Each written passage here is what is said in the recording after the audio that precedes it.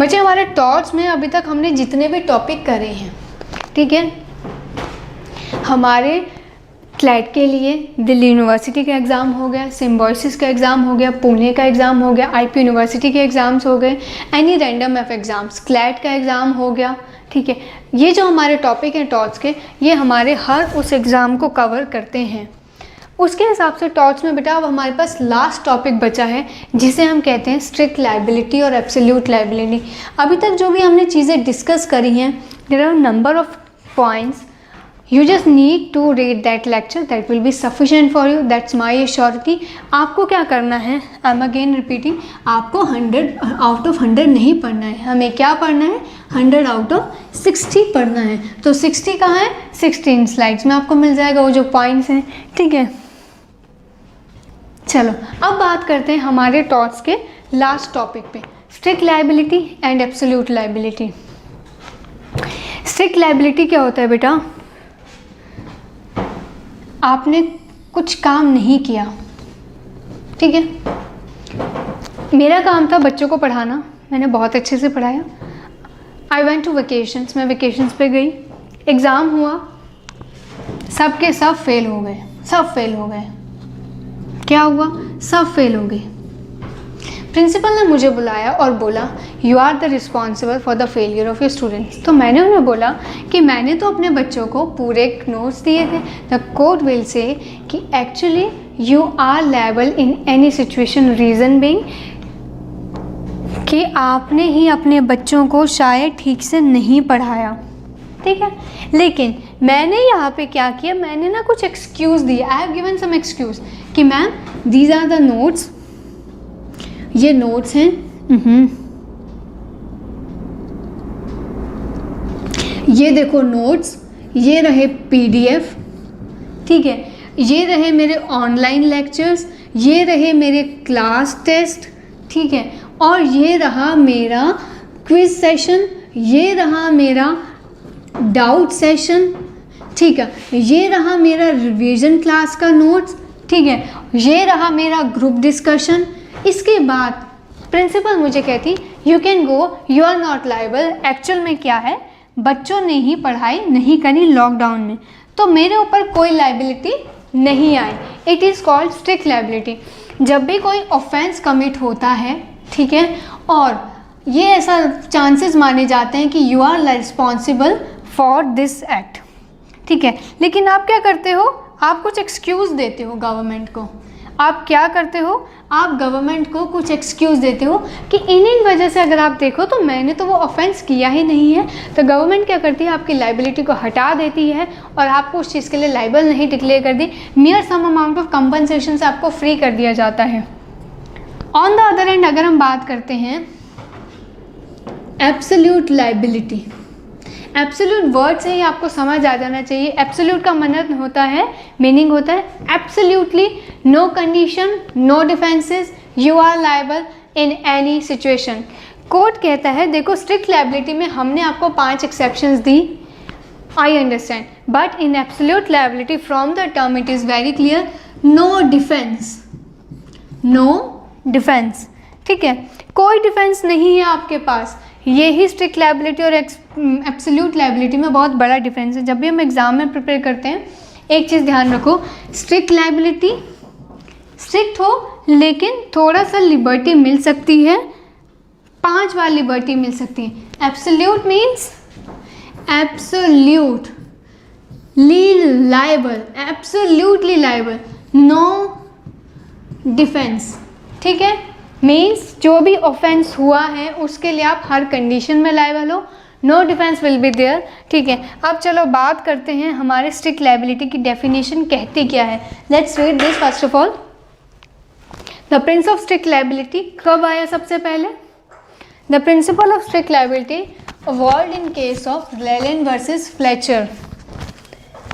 कौन से ईयर में आया, 1868 में आया, ठीक है। The principle of strict liability states that any person who keeps hazardous substance on his will be held responsible, okay, if such substance escaped, क्या हुआ वो सब्सटेंस, भाग गया, the premises and causes any damage going into the fact of the case for an example। ठीक है, अब यहीं तक रहो, आगे इन सबको पढ़ने की ज़रूरत नहीं है, यहीं पे क्लियर हो जाएगा। देखो क्या है, स्ट्रिक्ट लायबिलिटी का ओरिजिन कहाँ से हुआ? फर्स्ट क्वेश्चन, हमारा फर्स्ट क्वेश्चन, ओरिजिन कहाँ से हुआ? रेलिन वर्सेस फ्लेचर केस। जब इस केस से एक नई चीज़ को ओरिजिनेट किया है तो हमें इसका ईयर भी पता होना चाहिए, 1868। सेकेंड क्वेश्चन, अब हम बात करते हैं प्रिंसिपल की, क्या चीज़ें होना चाहिए? हैजार्डस, ठीक है, वो चीज़ भागनी चाहिए वहाँ से। ठीक है, इसको हम पढ़ते हैं एज एन एसेंशियल्स। आगे चलते हैं, ये देखो, ये केस है जो स्ट्रिक्ट लायबिलिटी को ओरिजिनेट करता है बेटा। ठीक है, इफ़ यू कैन सी क्या हुआ था यहाँ पे, देखो ये है हमारा रेलिन, ठीक है, ये है हमारा फ्लेचर। ठीक है, क्या हुआ है यहाँ पे, ये है रिजर्वायर, डिसयूज्ड माइन शाफ्ट थी यहाँ पे, अगर आप देख सकते हैं ये है हमारी माइंस शाफ्ट। यहाँ से जो चीज़ें फ्लो होके कहाँ पहुँची हैं? यहाँ पहुँची हैं। ठीक है, यह क्या हुआ है यहाँ पे, ये देखो, ये जो फ्लडेड माइन है, as you can see flooded mine. ठीक है, ये जो शाफ्ट से निकल के यहाँ पे फ्लडेड माइन आ रहा है, ठीक है, ये सारा का सारा डिस्ट्रॉय हो रहा है एरिया। इसकी वजह से ये बेस्ट एग्जांपल आप देख सकते हो, ये जो क्या हो रहा है, जो फ्लडेड माइंस हैं, ये जो फ्लो जा रहा है, this is actually creating the loss to the Rylands. ठीक है, ये जो लॉस क्रिएट हुआ है रेलिन के लिए, इस केस के ऊपर हमारे पास एक टर्म आई स्ट्रिक्ट लायबिलिटी। आपको पिक्चर से समझ आ रहा है कि सिचुएशन में हुआ क्या है, फ्लो हो रहा है यहाँ से, यहाँ पे लॉस हो रहा है, इसको हमने नाम दिया स्ट्रिक्ट लायबिलिटी। कोर्ट में जब रेलिन ने केस फाइल किया तो कोर्ट ने एसेंशियल्स बताए। कोर्ट ने क्या किया?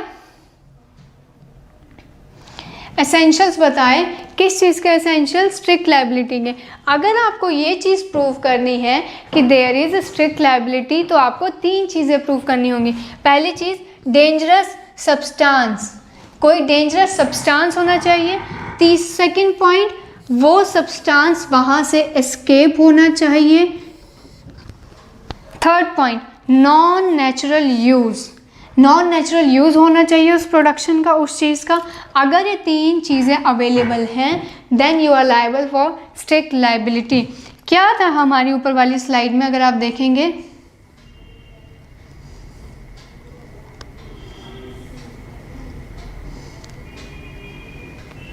ठीक है, रिजर्वायर है,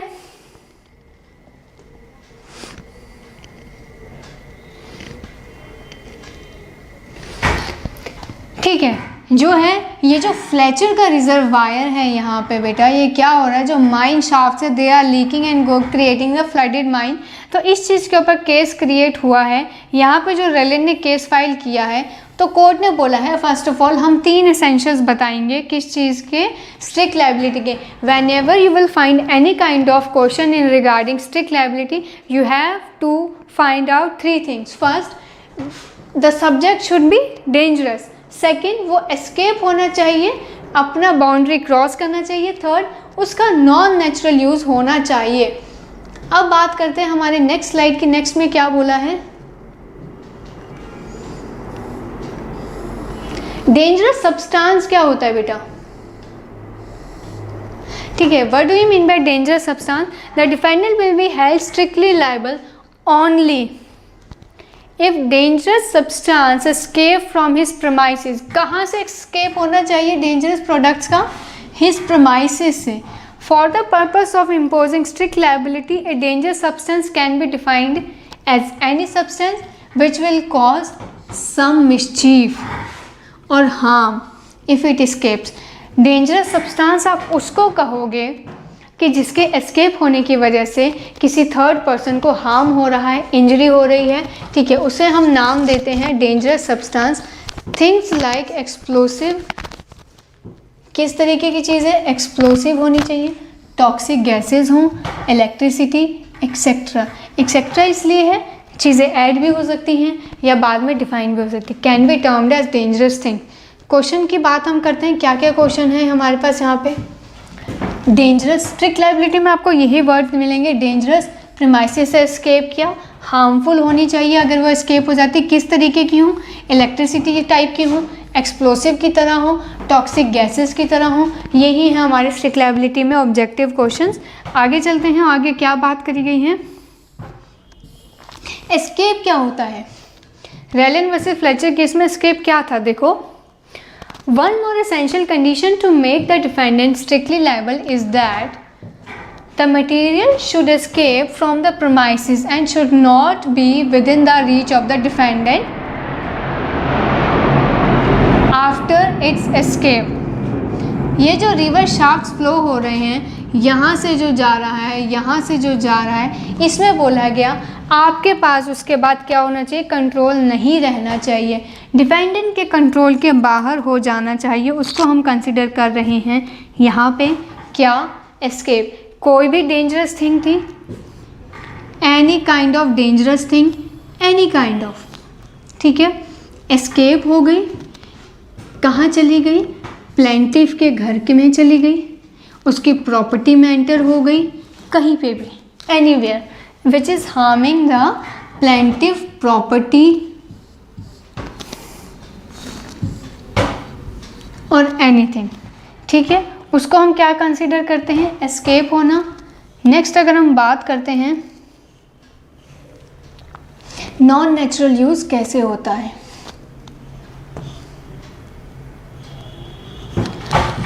to constitute a strict liability there should be क्या होना चाहिए? Non natural use of land, non natural use of land. In the case of Rylands versus Fletcher, the water collected in the reservoir, जो पानी इकट्ठा हुआ था in the reservoir was constituted to be non natural use of the land. Storage of water for domestic use is considered to be natural use, but storing water for the purpose of energising a mill was considered non natural. एक मिल को अगर आपने किसी भी तरीके की मिल है, अगर आप बिजनेस पर्पस से कहीं पे वाटर स्टोर करें, then it is definitely sure कि वो एक्सेस अमाउंट में होगा, वो इतना अमाउंट में होगा कि इन केस अगर उसका फ्लो हो जाता है वो कंट्रोलेबल नहीं होगा। तो वही बोला, यहाँ पे जो मिल में पानी यूज़ करने के लिए स्टोर किया गया था वो क्या था? वो नॉन नेचुरल यूज़ था। When the term non-natural is to be considered, it should be kept in the mind that there must be some special use which increases the danger to the other. Supply of cooking gas through the pipeline, electric wiring in a house etc. is considered to be natural use of line. आप लोगों ने देखा होगा बहुत घरों में जो है गैस पाइपलाइन स्टार्ट हो चुकी है, ठीक है, वो क्या है? वो नेचुरल है। या इलेक्ट्रिसिटी वायरिंग वो नेचुरल है। क्यों? क्योंकि उनका जो वोल्टेज है, जो उनका स्कोप है, वो लिमिटेड है, that is not harmful up to the level. If the defendant lights up a fire in his fireplace and a spark escapes and causes a fire, the defendant will not be held liable. The defendant will not be held liable as it was a natural use of land.